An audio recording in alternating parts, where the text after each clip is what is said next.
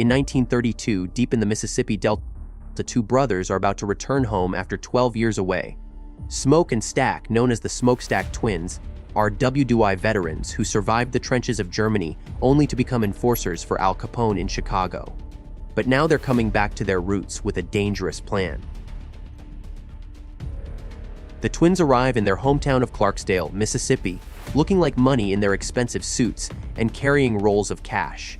Michael B. Jordan plays both brothers in a stunning dual performance, with Smoke being the colder, more ruthless twin, while Stack shows more compassion. They've returned with one goal: to open a juke joint that will give their community a place of freedom in the oppressive Jim Crow South.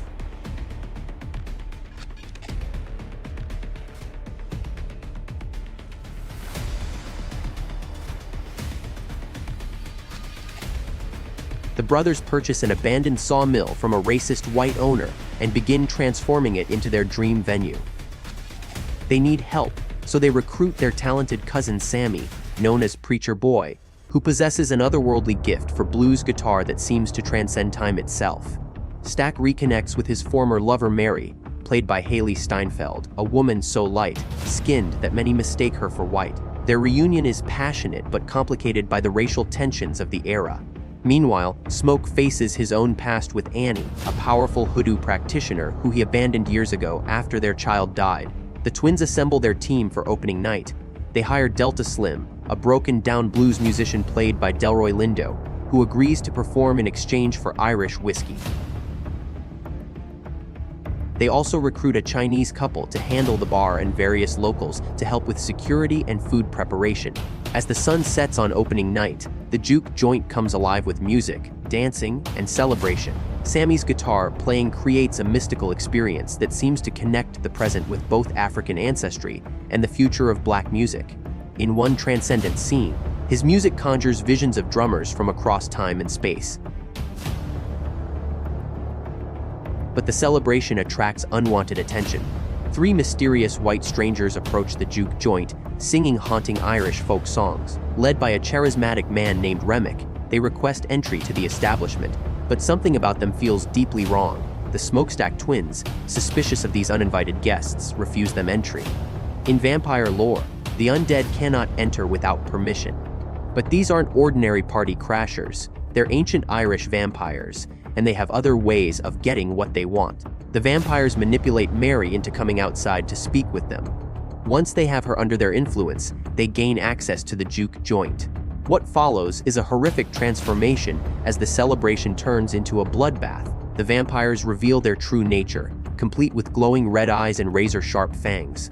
The horror escalates as the vampires begin converting the juke joint patrons into their undead army.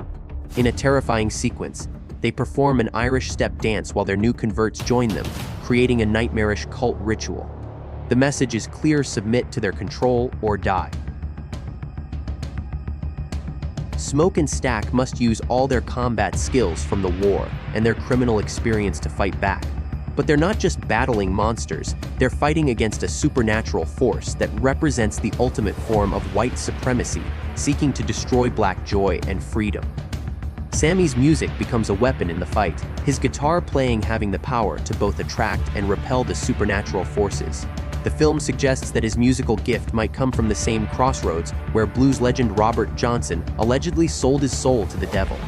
The battle reaches its climax as the juke joint becomes a war zone. Bodies pile up, blood flows freely, and the twins must make impossible choices to protect their community. The film's aspect ratio expands to show the full scope of the carnage as Ludwig Jew Ranson's blues tinged score transforms into grinding metal. In the aftermath of the supernatural war, the survivors must deal with the consequences of the night's events. Stack and Smoke face the reality that their attempt to create a safe space for their people has been shattered by forces beyond their control. The film concludes with multiple endings that explore the fate of each character.